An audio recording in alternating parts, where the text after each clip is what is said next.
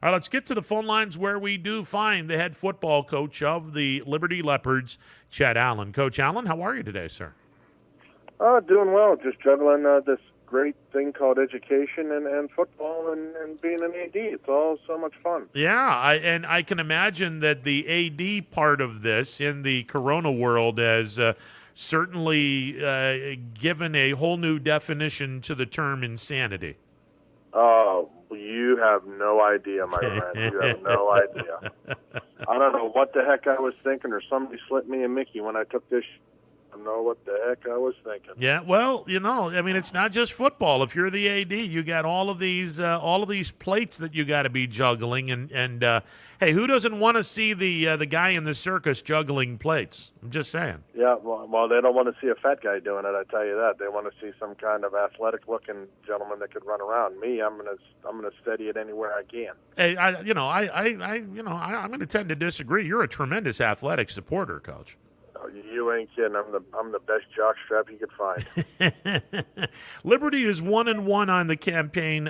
You get a victory in week number 2. You get the victory over Newton Falls. How much of an improvement did you see out of your Leopards from the week 1 loss to Brookfield to the week 2 victory over Newton Falls?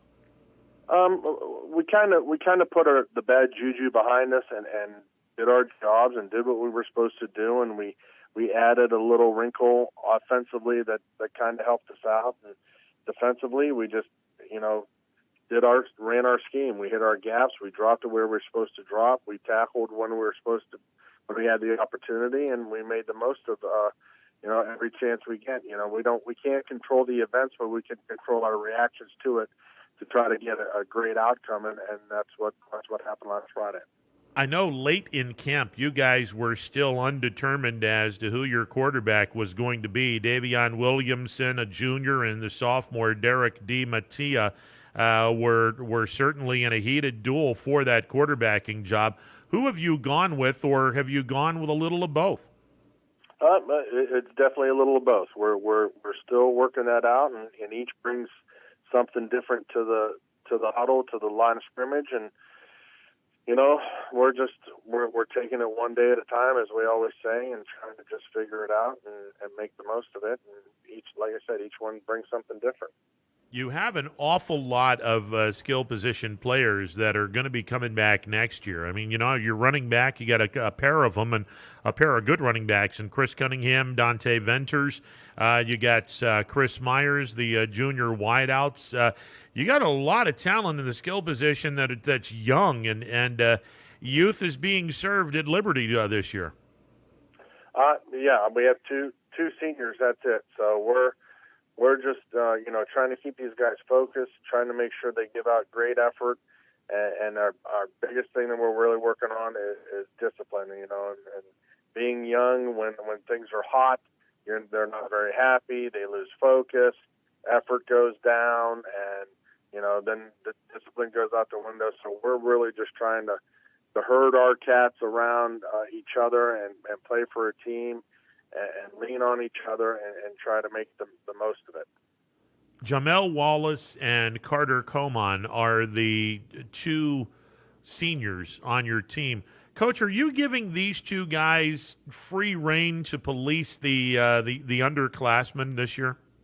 Well, I wouldn't just put it on them. I mean, it falls on us as coaches. It falls on the seniors too, the two of them that we have, and it falls on our juniors to grow up a little bit. We have to get stronger, not just physically, but mostly mentally. We have to have that mental toughness to fight adversity and go through it instead of crack and complain and fall into the adversity pit. We just have to keep pulling each other up and being positive with each other and learn from our downfalls throughout the week. So Friday it becomes second nature and just make plays when we can.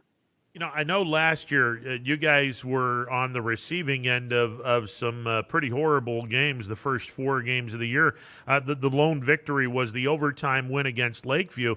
But after starting the season 1-3 with 3 horrible blowout-type losses, you guys played competitive football the rest of the way. And I got to believe the youth that you have Is it more of a teachable moment for these kids rather than okay, we're just going to assume you guys know what's going on. You're juniors and seniors. We're going to let you, we're going to fine tune you. But this year, I would imagine, and correct me if I'm wrong, and you always do. I got to imagine that this is more of a teachable year for you and the coaching staff. Oh, 100%. I mean, we can't take anything for granted, and these guys have to be receptive of teaching, because if they know it all, then I'll just show up on Friday night, and stand around and do nothing. I don't do this just to earn a paycheck. I do this to make them better football players, but yet to also make them better young men on, when they leave us, or when they cross the gate, when they leave to go home. I hope they take some of the teachings we give them in 2.5 hours, 2.5 hours. They understand, so you're not going to always get everything your way. No matter how much you yell, scream, pout, it's not always going to be, okay, we're going to give it to them. No, it's not going to work that way. So you earn everything you get, and whether it's good or bad. So we just try to teach them every way we can, and they just got to be receptive. And, the days of yelling and screaming and hooting and hollering are kind of out the window. That's only for good things. We can't do that, so much as now when we're teaching these kids. So we have to coach a different style and make them better that way. 4 games left in an abbreviated season, and I noticed that you might be the only team in the Mahoning Valley Athletic Conference gray tier that decided that you would not play a non-conference game. I mean, you guys opened up the season taking on Brookfield. You played Newton Falls last week. You're going to play Champion this week. Next week, you have Camel on the schedule.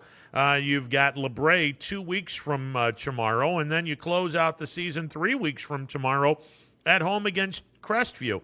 And like I said, you might be the only team in the league that did not have a non-conference game. Is that something that was done on purpose, Coach? I don't know. It could have been, stupid of me, but in the same instance, we were only allotted 6 games, and they gave us to have the extra afterwards. And if week 7 you're in the playoffs, I wouldn't want to schedule something and then have to cancel and then have to backtrack and then have to run around and like a chicken with my head cut off. I'm not built that way. I'm a bull. I go straight ahead. I'm a rhino, and this is how it's gotta be done. And if who's to say whoever we have week 7, we win. We go into week 8. Well, I have a week 8 schedule. I got to cancel them, and then they got to find a team, and then this one. There's just too many ups for me. These other guys, these other coaches and ADs that do it, God bless them. They're a different breed than I am, but I take it one at a time, and I know we were guaranteed 6, possibly a 7, and who knows tomorrow if he doesn't turn around and say, you know what, sorry, everything's done, bye.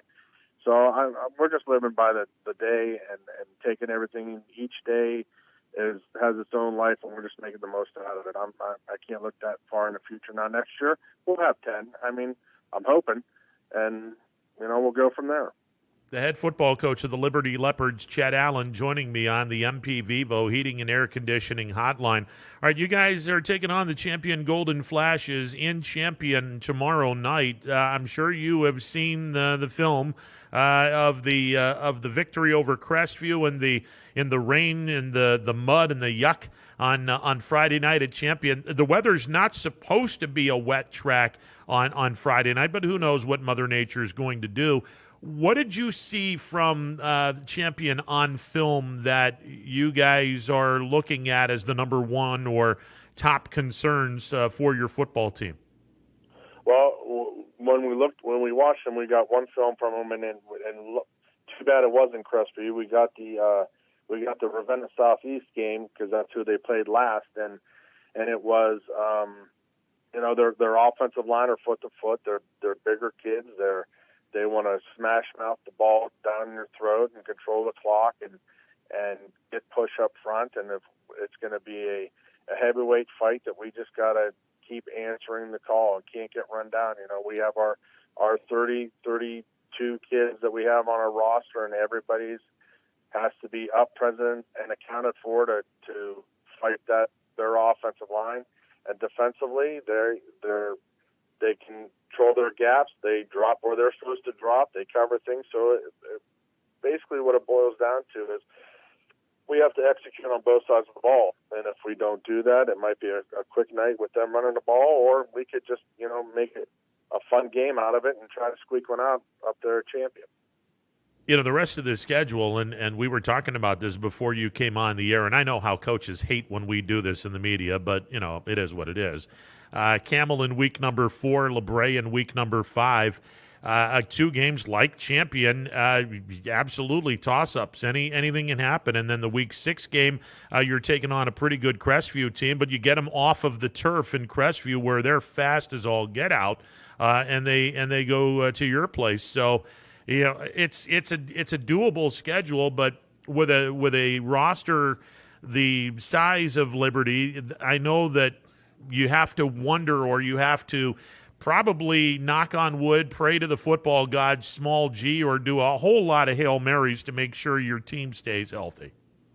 That's the bottom line. We got to coach it up during the week, so we're going to keep ourselves healthy. We're going to keep ourselves fresh so we can, be able to compete these next couple of weeks. But especially tomorrow against champion, and just got to do the right things, have our focus, have great effort, and extreme discipline, and we do that, do our jobs. We have a chance. We lack on any of those, and then it's going to be an uphill battle as soon as we get off the bus.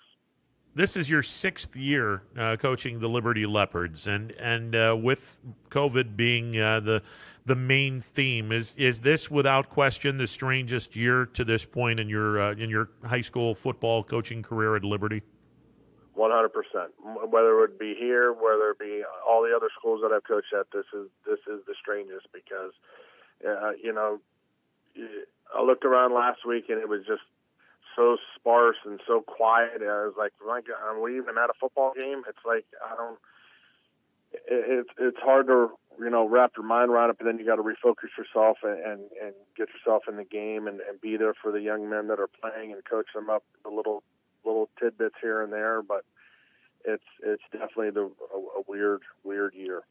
The one thing that I'll say when you have a team as youthful as your club, and again, just 2 seniors on a team of 30-plus kids, I wouldn't want to play Liberty toward the tail end of this season. And now with everyone going into the playoffs, and I don't think I'd want to play Liberty in the first round of the playoffs if we get that far through the season. Well, from your lips to God's ears,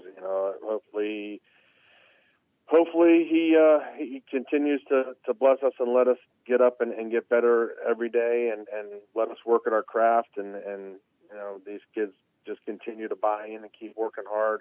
And, like I had to tell a student today, there's only one way to eat an elephant. It's one bite at a time. You can't do it all at once. And, that's what we try to instill in our kids too, is just take every day, one day at a time, one snap at a time, and enjoy the moments and just try to get better every snap we can. I feel like we are embarking on a podcast session. The philosophical sayings of Liberty coach Chet Allen. You can't. You can eat an elephant. Give me that line again, Coach. There's only one way to eat an elephant. It's one bite at a time. You can't eat it all at once.